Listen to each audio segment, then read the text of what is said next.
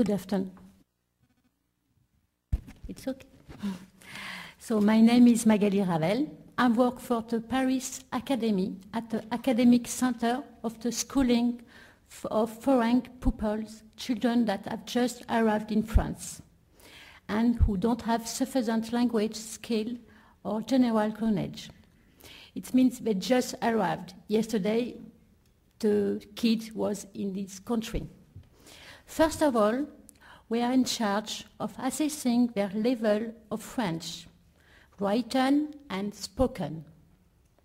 We also assess their general level to do so they have given 2 tests in their language of origin, in math and reading comprehension. After this, pupils can integrate one of the reception classes that have been opened by the Ministry of Education within various schools. Means in ordinary school, like very good school, like a famous school in Paris. There are approximately 120 classes that welcome 2,000 pupils each year. This figure are recently increased due to various political events that have occurred in the world. So we have most kids who arrive in Paris. There are, of course, different types of classes, according to the level in French too, and skill of the pupils. For instance, for those who have never been to school, as opposite to those who have. Once of the pupils are around in these reception classes, our aim is to help them integrate ordinary classes with French pupils.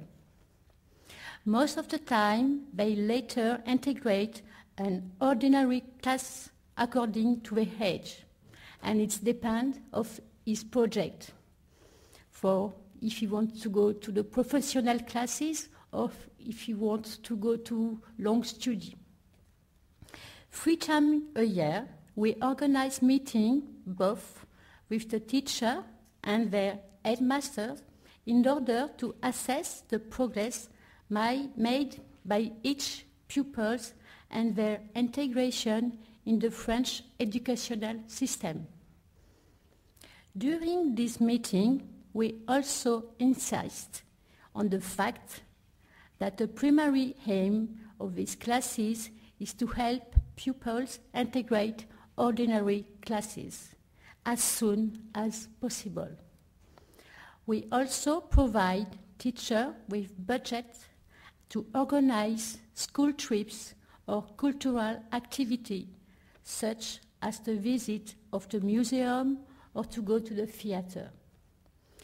Teachers are also put in contact with associations in order to help them understand better their student cultural background. Sometimes there can be up to 10 different nationalities in one class, 10 or more. And it is important to the pupils maintain the link with their language and culture origin. These pupils are confronted with a language, with a culture, with a French code, with a French school code, and they are not familiar with. And they are asked to make them their own, and this very quickly, because they have to pass French exam like baccalaureate to be integrated in the French school. The approach adopted by the teacher in class in constant interaction with the pupils is based on the comparison between the various languages and cultures in order to show that there are many similarities between the different languages. For instance, we will show you a little video, but for instance, The negative form exists in all language, but each language has a different way of constructing it.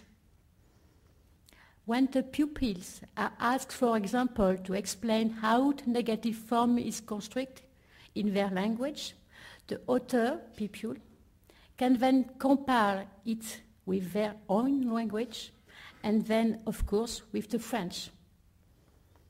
This approach encourages them because it takes into account and recognizes their personal knowledge.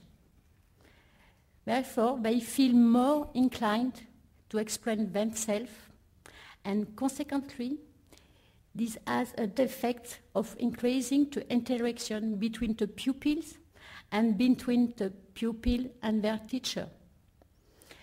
They are more involved in their learning process and understand better when they make mistakes.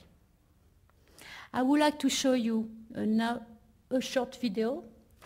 I don't know how, it's only 4 minutes of a lesson during which the pupils are asked to compare the negative form I just told in 3 languages represented in this class: Russian, Arabic and French.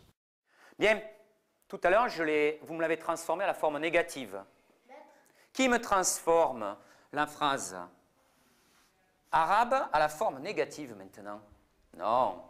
En français, je vais dire la gomme n'est pas sur la table. Et celle-ci, comment je vais la dire? الممحة ليس في الطاولة. الممحة ليس على الطاولة. ليس على الطاولة. الممحة ليس على الطاولة. On est d'accord? الممحة ليس على الطاولة. C'est pas ليس. Ah, c'est peut-être moi qui l'ai mal entendu, tu sais. Laysat ala tawila.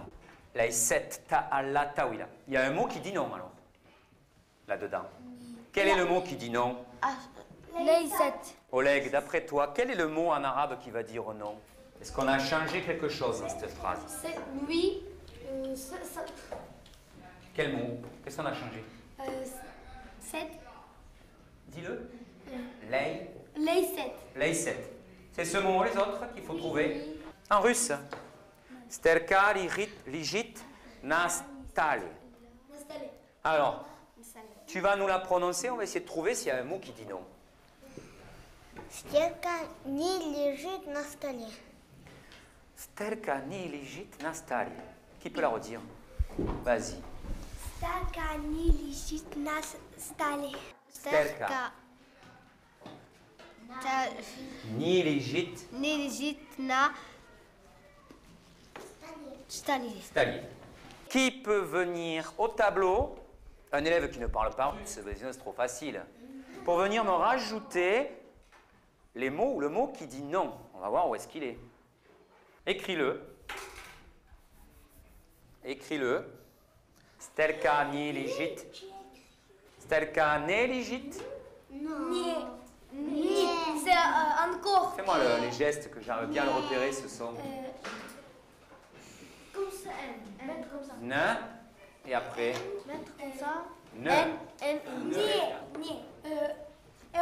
On peut changer. On peut faire стёрка не лежит на столе et on peut faire стёрка лежит не на столе. Ah, tu peux le placer ailleurs. Oui. D'accord, il y a 2 façons alors. Oui. Nastali. Je l'écris un petit peu mieux. D'accord. Donc pareil, un mot qui va dire non. Donc finalement, les systèmes sont un peu pareils dans les 3 langues. Pour dire une phrase non, une phrase négative, eh bien, je vais rajouter un petit mot. Hein? Qui est-ce qui vient maintenant me les effacer, me les remettre à la forme affirmative? Lis-nous là d'abord. Sterka ne ligit na stole. Est-ce que elle nous l'a bien dit? Oui. Oui. Oui, à peu près. Alors, efface-nous les mots qui disent non. Ne. Ne. C'est bon? Oui. On est d'accord. Bien. Et bien alors finalement, j'ai trouvé en russe, en français et en arabe mes mots qui disent non. Français, ne pas qui entoure le verbe. Ça c'est en arabe, la heiset, et en russe, ne. Voilà. D'accord? Ce qu'il faut se souvenir maintenant, c'est qu'il faut faire la transformation. Il y a des élèves qui parlent l'arabe, qui oublient de me mettre le « et » et qui oublient de me mettre les « ne pas » de chaque côté du verbe. Quant à Oleg, je comprends peut-être pourquoi souvent il me dit « la gomme ne est sur la table ». Parce qu'est-ce qu'il fait, Oleg? Il me met qu'un mot, souvent. Parce qu'il oublie, effectivement, qu'en français, on va devoir fonctionner avec les deux mots et les placer à côté du verbe. D'accord?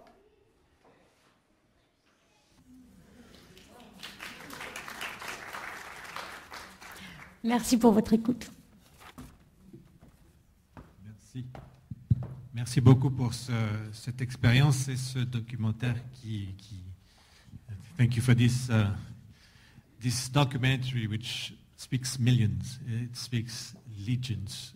Next, probably the most logical speaker after this would be Benoît. The experiment is somewhat similar with specificities using native language and reinforcing target languages. Thank you, Fabrice. Right, good afternoon, everybody. It's a real pleasure to be co-organizing this conference with all of you here today. What we've just seen, the video shown by Magali, is very inspiring. And our program is trying to take account of heritage languages, but we're speaking of French in a multilingual context, you will see. I'll try to show in my presentation. But what we've seen is so much inspiring, and I think we can all learn from this. Thank you, Magali, for this. So I'll be showing a quick PowerPoint presentation. I just want to say, by means of an introduction as well, that the French Heritage Language Program is still very young. This is the first conference that we're organizing. My predecessor, David, has already been very much involved in presenting the program in other conferences, but this is the first time that we take the step to do it on our own with the help of many other people as well. And we wish this first step to include more people in the future. We want to create new partnerships. We want to open ourselves. The very foundation of the program is based on opening ourselves to others and bringing people together. So that's what we're trying to do, and that's the way we want to follow. All right, so...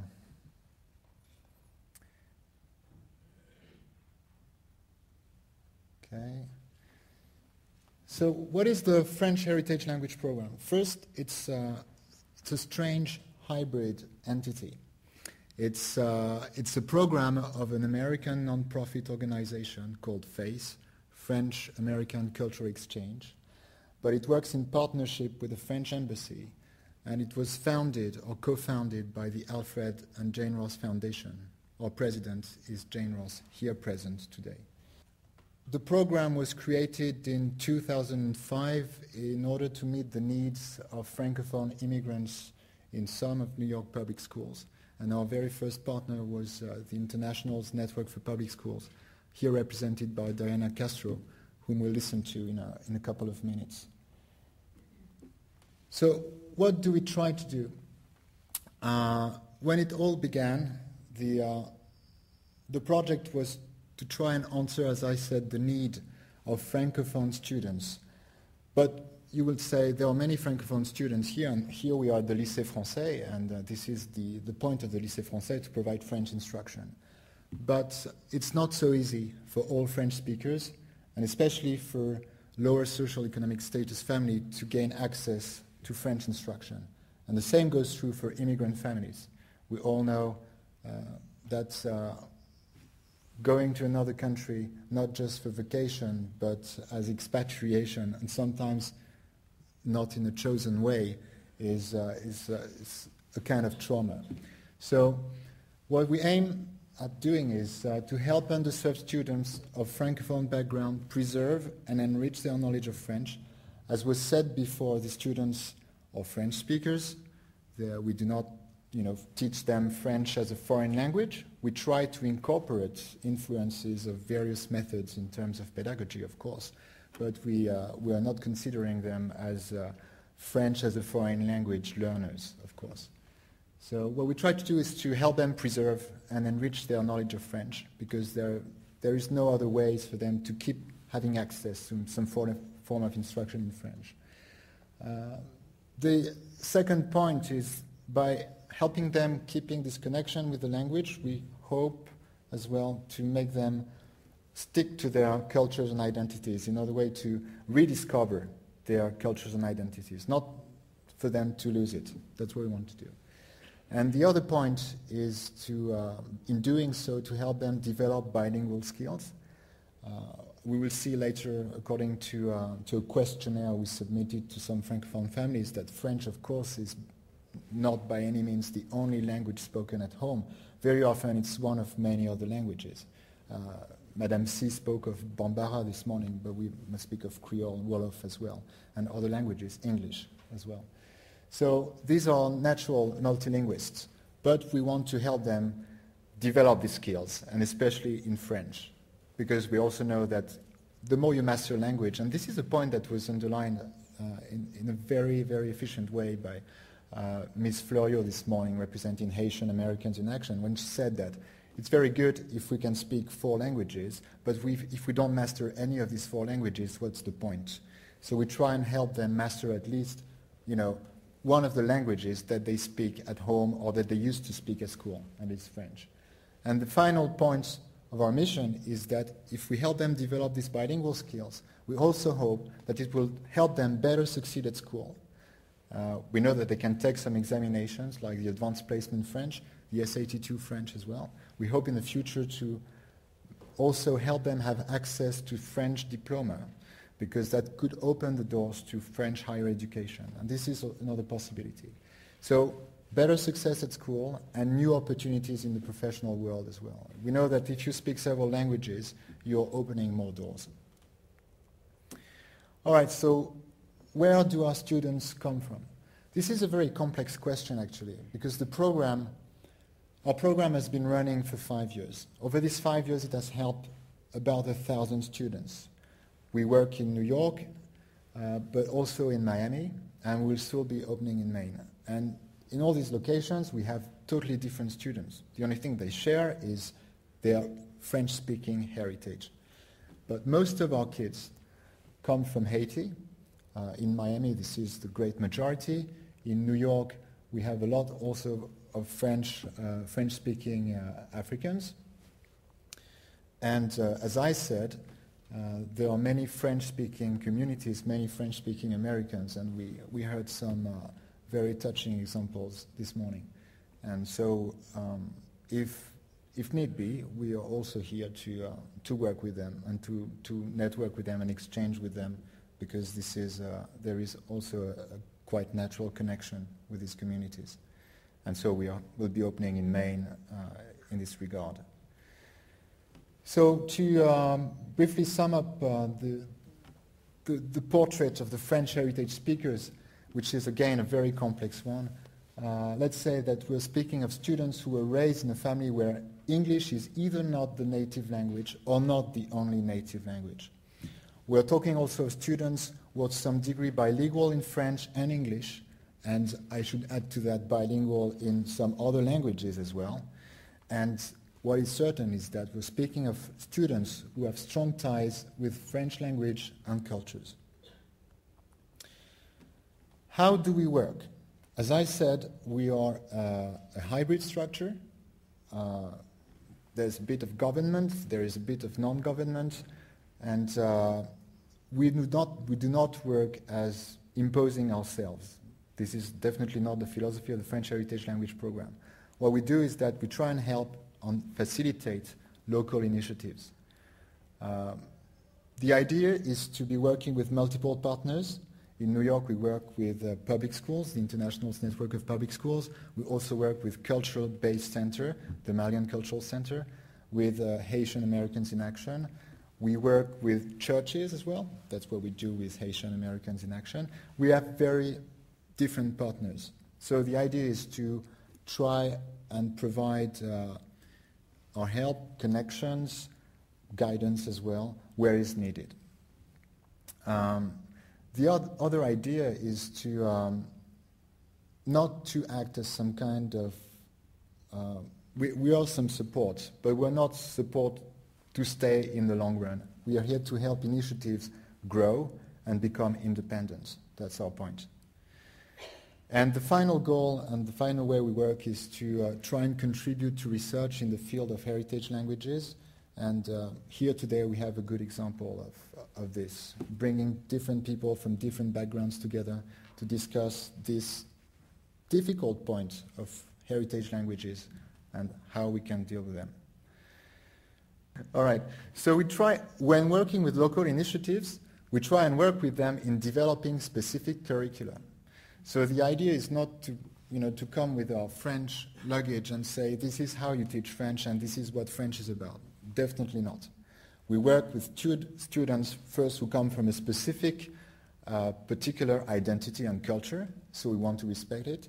And secondly, we try and respect it as well by hiring, in as much as possible, teachers who reflect that particular identity. However, we don't want to be working for the sole purpose of just developing one particular identity. So we also make sure that our curricula reflect the diversity of the Francophone world. And that's the same with the teachers that we hire and who work with us. We have Haitian teachers, but we have French teachers as well. And we have even non-French native speakers, American teachers. And let me tell you that they do a great job.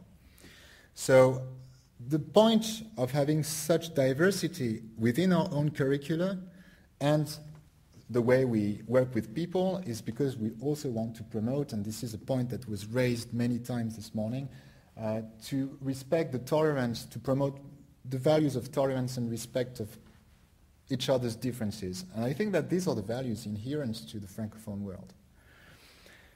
Again, language, the French language is not seen as a norm or as a standard. It's not French like France oriented.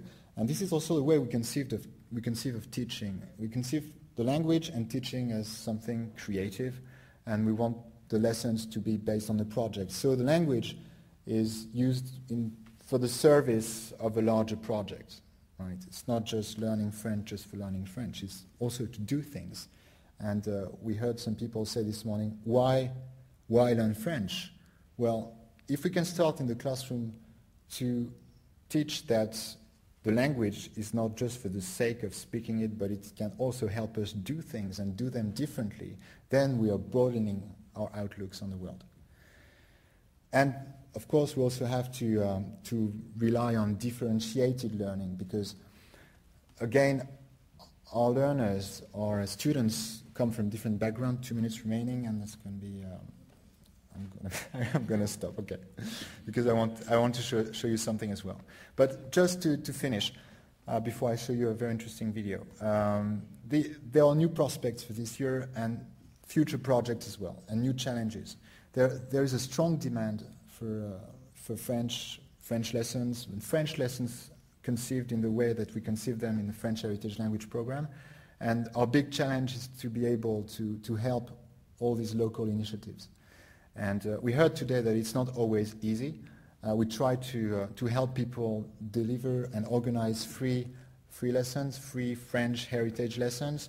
We try and do this as much as we can. Sometimes we ask for a small contribution. Of course, we hope that it is not going to be the trend, and we hope to be raising more money. I have to, as I said, we are a hybrid structure, and the money that is being used for these classes all comes from generous American foundations and private donations. So it's a real challenge to make sure that we can keep up with the projects and keep up to the demand every year. Among the other projects that we want to foster is reaching out to higher education. We heard this morning people saying that the AP French was prepared. This is a good way of helping the integration of these students in the American society, by helping them, having an easier access to higher education. And if we can do that as well with French diploma, I think that would be a good idea too. After all, these French speakers are potential students for the French higher education system. All right, I'm going to stop here, and I would like to show you a short video very recently released on Voice of America internet website. So they went to Miami last September, and they did wonderful reports about our program there. And I would like also to thank our Miami team, which is doing a lot and has done a great job for the program so far.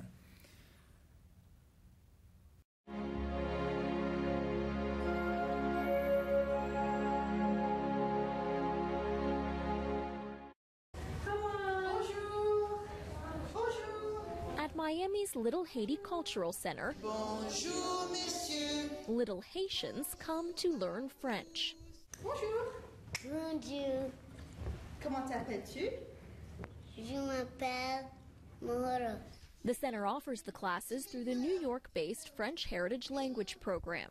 Not all the students are Haitian, but for the ones who are, the language carries a special significance. My mom speaks French a little bit. She speaks French and English. Sometimes he say, Mom, I want you to teach me how to speak your language. Teacher Jennifer Linkletter says that family connection is key. French is part of what it means to be Haitian, and I just want to get them, the goal of the program is to get them in touch with their French history and with their French roots, and to be proud of that. Another language also means more opportunities. 6 ans? 6 ans. Très bien. On a tous, Martina Buissat is the French Heritage Language Program's Miami coordinator. The more languages you speak, the more you can share, you can work, that for work is very important. It can be good for him too in the future, so he can have a second language, to help other people. Future benefits aside, for now, French is just fun. Alex Villarreal, VOA News, Miami.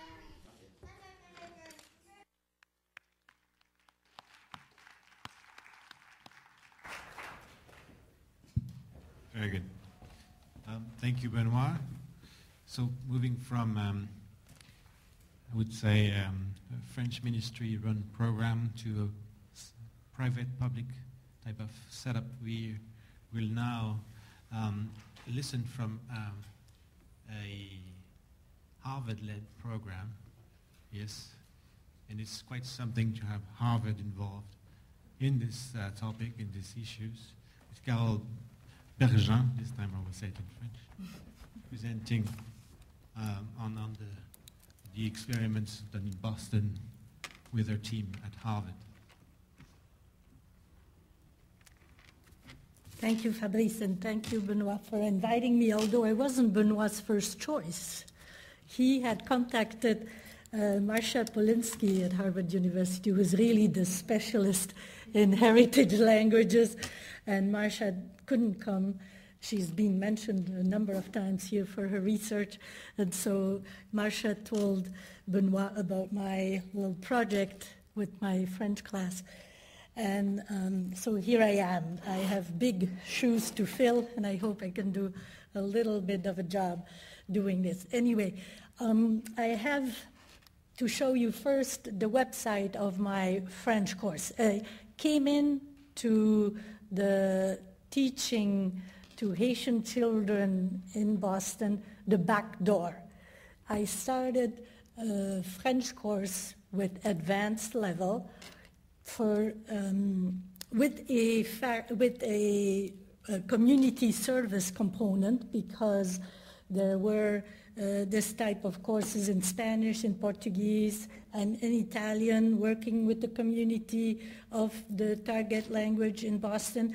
The French department had taken a little bit of time, and I was asked to do this 3 years ago, so this will be my 4th semester teaching it. I'm showing the website, and I'll give you a little bit explanation about the course first, because I believe that the course, although it started as a French language course and with content on Haiti and making the students appreciate the literature, the rich cultural art and music and food of Haiti, it became now more of a vector to form my students to know the children whom they will be teaching better, and as a salesperson who knows their customer well can do a better job in selling. I believe the website has now gotten something as a tool that will make my students better teachers with the Haitian children. So as you can see in my syllabus, I do give some of my students, every year I have at least one student of Haitian descent, but most of my students have never been to Haiti. They've seen lately the horrible pictures since the earthquake, and so what I wanted at first is to give a very positive image of Haiti.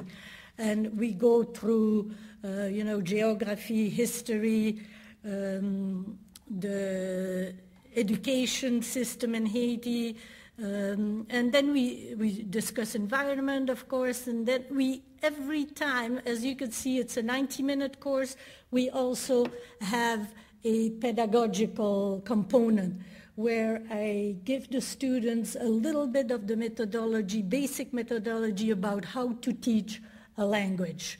So we have a very intense 90-minute course where we need to cramp in some reading, some discussion, some grammar, and then pedagogy. I believe the students really need to know what they're getting into and where the children come from, and it does help. Then comes the logistic of organizing the Saturday classes in a Haitian community center in Boston. I had to pick something where we were welcome, first of all. I found a great community center where the director, Caroline Désiré, is an activist, so she's a model on her own, but also because students don't have cars, it needed to be on a subway line that was accessible. It needed to be a center that's open on Saturdays because students are very busy during the week. So anyway, that took a little while to get organized, and we decided it would be a 10-week program every semester with then a final celebration at Harvard where we invite the children to go visit the Museum of Natural History.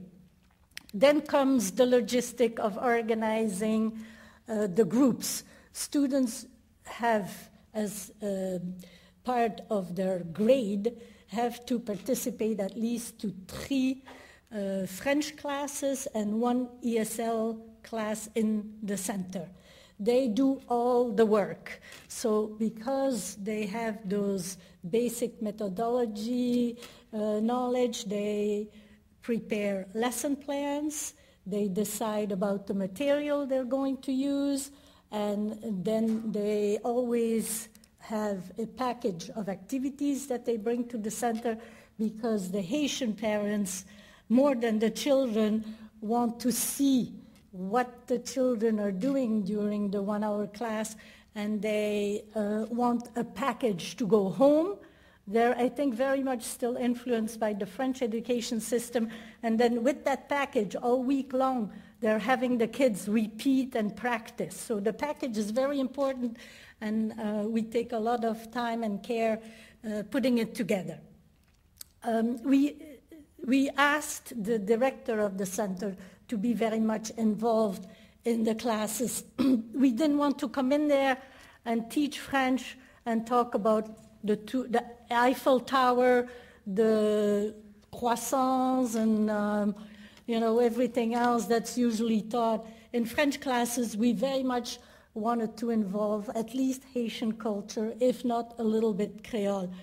And I'll talk about that later, about adding the Haitian Creole. But anyway, so within, if you could see, within the syllabus, I've tried to match literary readings with topics of discussion.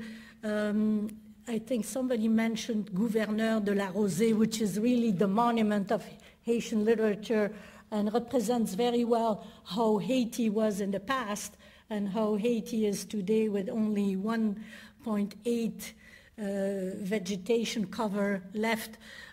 So they, every time they learn something, they also are aware of what the parents might have shared with their children, and they have little elements that they can incorporate in the lesson plan on Saturdays. If this, for example, this past week we discussed the food in Haiti. We had some literary texts, some very tough videos about how when there is not enough food supply, people make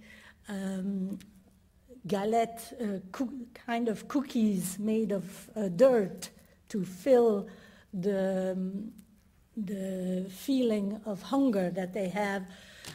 So very hard pictures, but we talked also about the very rich, diverse type of foods you can find. And so if this Saturday they are teaching the vocabulary for food, we will not talk about, you know, coq au vin or things like that, but they learn through the text that the Haitians like goat, cabri, and so instead of having the pictures of the classic chicken, hamburger, and other meats, they have the word cabri, and they have the recipe for riz jonjon, which is made, a rice made with a special mushroom. So we're trying to incorporate as much of the culture that the students get in the course into those weekly classes. If we present the clothing, the vocabulary for clothing, we're going to use Toussaint Louverture, the big Haitian hero, and his picture, and talk about, you know, this is what, a hat, and he's wearing a very typical colonel hat. The military jacket, we're giving the word for jacket in French. So as much as possible, I'm pushing the students, and they're getting better and better at it during the semester. I have one example that we use when we talk about the vocabulary for family, and it's the song of Frère Jacques, the equivalent for, let me see, here. Anyway, you can read it. The equivalent with the same melody as Frère Jacques. You all know Frère Jacques. Can you help me do the melody? Frère Jacques. So, dormez-vous. Yeah. So we have from my director at the center, we found out that there is an equivalent. So we used Frère Jacques as an example of the vocabulary of the family, you know, brother. And then we found out that the Haitians have the same melody with a Haitian Creole text. It's called Tonton Bouki. And so we highlight the differences. If you want, we can all try to sing it, because Haitian Creole is very phonetic, and you could just pronounce it the way you see it. So it's Tonton Bouki, wap dormi, leve pour bat tamboua, ding ding dong. Anyway, what do you see? You see a lot of similarities in the vocabulary, but the big difference is the Tonton Bouki, which is a a person in the, not mythology, but in the stories, in the local stories in Haitian, and the difference between the bells and the tambour, the drums. So there are interesting elements when you start using those cultural differences. What has it brought to the kids? My Haitian kids love the Saturday personal attention. It builds their confidence. Of course, they're getting some knowledge in French. The parents are delighted. They see my students as models that will lead their children to higher education. My students, of course, get to practice French, get direct contact with the Haitian culture. They have responsibility to be there on Saturdays, to make the lesson plans, create the activities. They have a little bit of a leadership role. For me, it has changed. It is a little bit of a commitment, but I like to do it. It has changed my approach in teaching French into my other levels, because I realized that that French air that I've been drilling into all my other classes is not necessarily needed. You know, everybody else in the Francophone world, except the Hexagon, doesn't have that air. And so I'm reinventing a little bit of my language teaching. So thank you very much for your attention.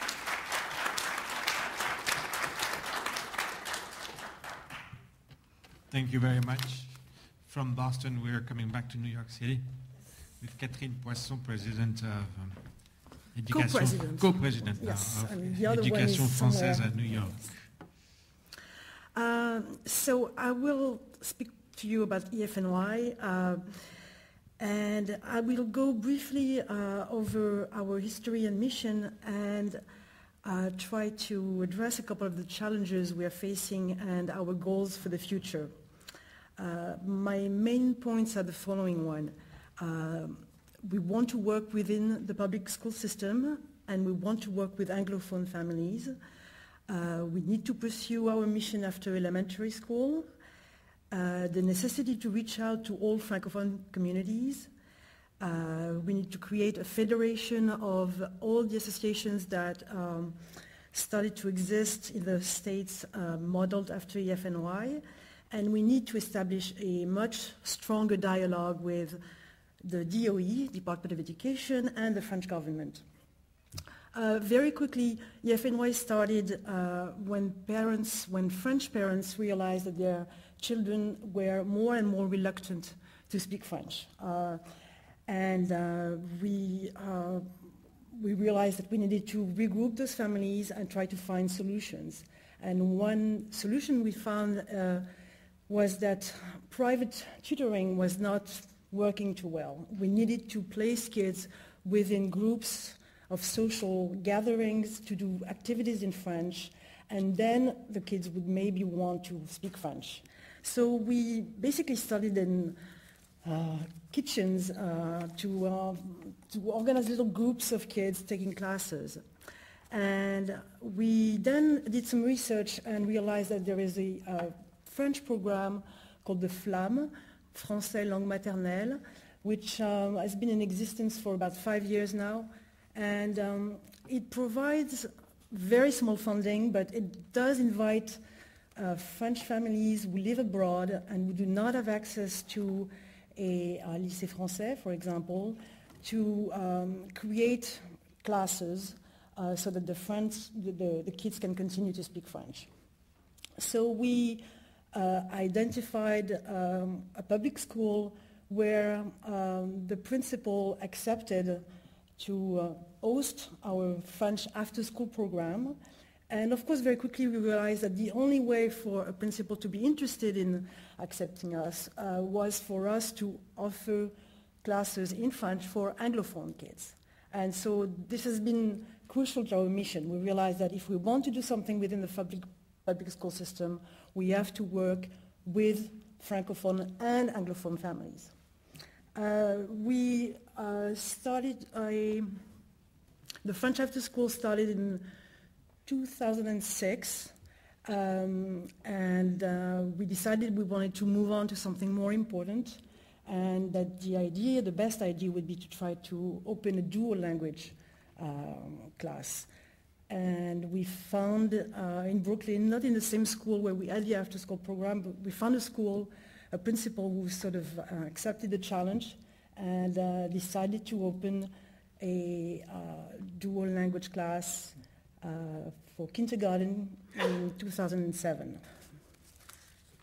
One thing I should say is that during that time we were trying to get as big as possible, and one thing that was very, very important is to have a constructive dialogue with the French embassy, and especially with Fabrice. That was a big, big change and a big chance for us to be able to work with them. We do not have the perfect recipe, but since that first year, we have now helped to open about 25 dual language classes.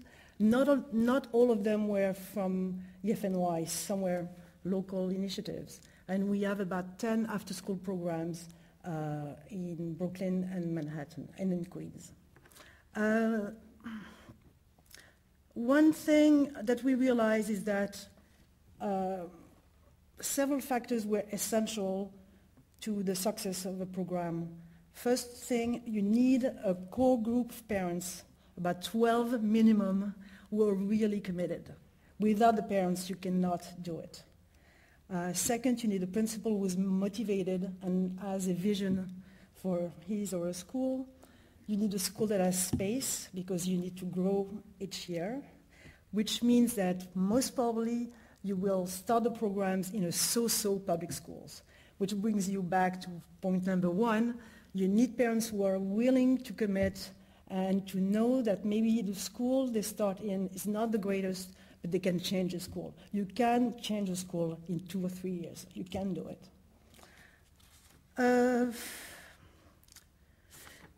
Challenges and goals. We do think that we would need a couple of more dual language schools in the city. We would need one downtown. We need a stronger one in Queens. And probably in the future we will need a third one in Brooklyn. So we are happy because now families have more choices for their children than they used to. They can go to the Lycée Français, they can choose the after-school program twice a week, they can take their kids to the dual language, but still I think we need more. We still, just to give you an example, we have a lottery for kids. It's difficult to get in the schools. Number two, we need to pursue our mission at the after elementary school. And so we do not want kids who started in 2007 stop the language when they enter 6th grade. So we identified a school that was interested in hosting one dual language class at the middle school level, and several meetings have taken place, one with Fabrice, and we think it's going to work. We would like in the future to go to the high school level. The dream, of course, would be to champion an international school from 6 to 12. I mean, from elementary, then 6 to 12. Reach out to Francophone communities. We've done so, but not enough. We have very few kids in our programs from West Africa or from Haiti. We have some, but not enough. And that's something we have to work on. We've started to, but it's fairly difficult, and we can elaborate. Relationship with the DOE and the Department of Education is an enormous machine. It's very difficult to talk to them. There's an enormous turnover. We realize so far that the best way to do it is to start at the local level, and then once we have a principal, the parents, the kids, we sort of ask the DOE, and we think it's the best way to do it. L'AEFE, I don't know if you're familiar with that. It's the French Association for the Teaching of French Abroad. They manage the FLAM program, the after-school program. They started demonstrating an interest in us, but we need to have a stronger dialogue with them. Last year they invited the associations that have been modeled after EFNY to come to Washington at the French Embassy for a seminar. It was very interesting, but it's not enough. We need, since EFNY started, we were the first one in the States. There are now 15 associations all over the country, San Francisco, Sacramento, Houston, Chicago. And so I think we need to federate all those groups to ask the RF and the French government for more initiatives and developing new forms of work with the local education system. That's it. Thank you.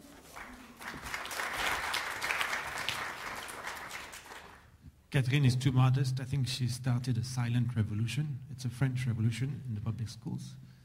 And it's spreading throughout the United States. I also want to say that there's a new charter school in New York City. It's in Harlem. It's a tremendous effort conducted by the parents. It's called the New York French-American Charter School. It's the first ever French charter school in New York State. And there are a few others in Florida and in Georgia. But still, this is coming from the parents taking over. A few of the founders are here with us today, so feel free to talk to them later on. Finally, Dariana will talk to us about this amazing network of international schools in New York City, giving us a perspective of New York City schools. Sure. All right. Hello, everyone. Sorry, I have a bit of a cold. So my name is Dariana Castro, and I work for the International High School at Prospect Heights, but I'm representing our wider network today, which is based on a model that was created in 1985, and now it has expanded from one school at LaGuardia Community College into what is now 15 schools, 2 of which are in California. Our schools work with only recent immigrant students, so we work with students representing the world, and we're looking at this point, I think about 30 different languages. So our mission is to provide quality education to English language learners. Our model was created in response to the crisis of underperforming English language learners in New York City.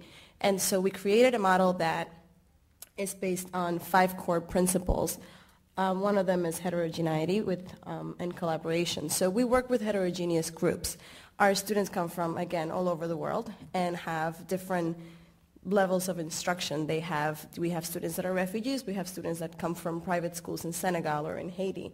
So it is really important to us that we work with our students and we meet them wherever they are, not try to track them in any kind of way. Experiential learning, we provide a very comprehensive internship program where all of our students are able to gain some sort of experience outside of the classroom for a structured amount of time, in addition to trips and that kind of thing, of course. Language and content integration.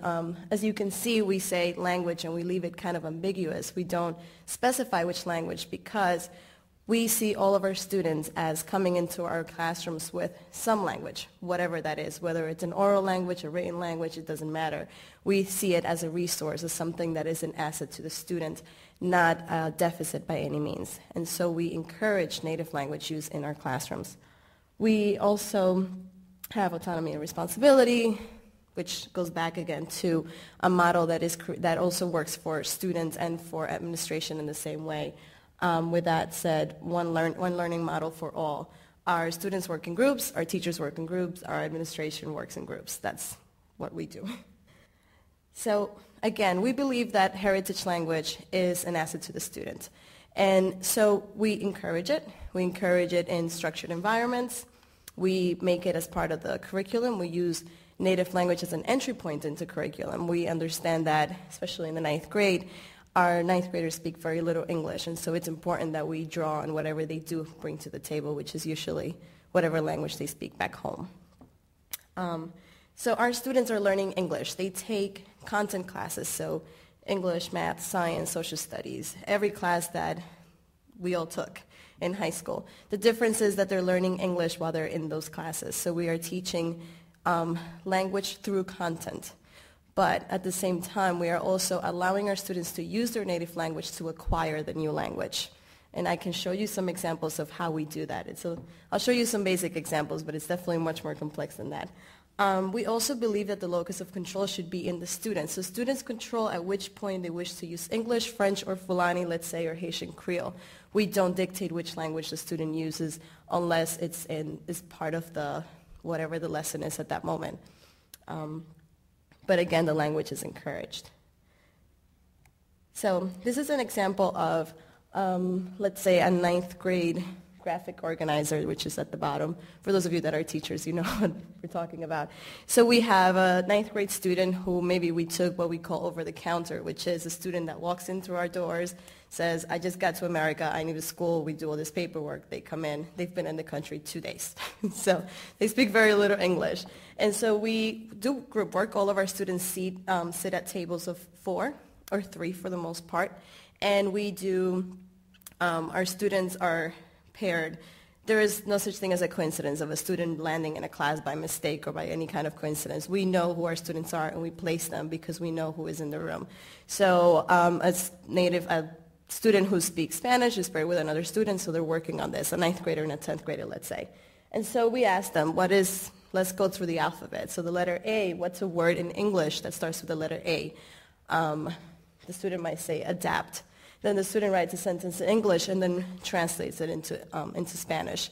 So the student can choose to work backwards and start from Spanish while translating and making sure that the word that they're using starts with A. It just so happens that adapt is adaptar in Spanish, so it's an A in both. But if you do like amor, then you have love in Spanish starts with an A, but in English is with an L. So they run into all of these different things while they're working on this, and so they're learning. So this is very basic, but it's a way of us also telling our kids, it is okay for you to use native language in our classrooms. We encourage it. We want you to.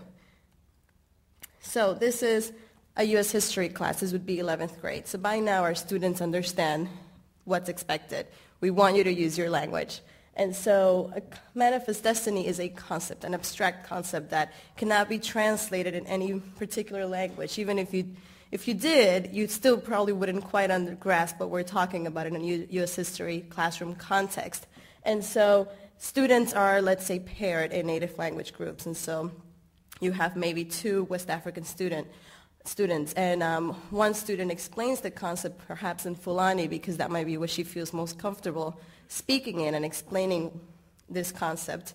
And then finding some words that are key in terms of understanding manifest destiny and translating those into French because the student might have gone to school or went to school in French while in Guinea, let's say. And then eventually the student will answer these questions in English. So that is the use of 3 different languages in order to acquire content. That then leads to a U.S. History Regents exam, which they must pass to graduate. And last, you have the senior year curriculum is very, very focused on the college essay, which is a reflective piece that all of our students write before they leave us. And so we really focus on finding a voice within the student. And that voice always comes back in their native language.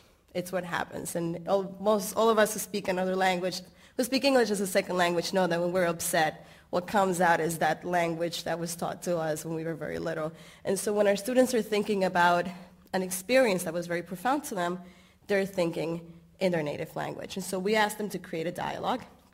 This particular essay, this is a real essay, is about a student from Honduras who came out to his family during high school, but had these very serious conversations in Spanish. And so here he is telling his mom, I am gay, I'm sorry, and the dad comes back and says, I'm really sorry that you're gay, I really wish that you weren't, I would rather you would die of a terminal disease. And so then we asked the student to take this and turn it into, and this is one of his paragraphs, a part of a paragraph, where he is quoting in English and then using the most powerful quote in the paragraph in his native language because it is the authentic voice at that point. And so it's a really long paragraph. But you can see the use, again, of 2 different languages in order to convey a very powerful message and hopefully land him a good scholarship. So lastly, one other way that we do this is by having the French Heritage Language Program at our school. We wish we had this in every other language, but we don't. What the French Heritage Language Program provides is a formal setting where students continue to learn, to master a language that they started their schooling in back home. At whatever level, most of our students who are Francophone were taught in French. And so we find that students who participate over the course of 4 years in the program do have real bilingualism or trilingualism by the time that they finish high school and can take the French SAT 2, which shows proficiency in a native language and opens more doors for them.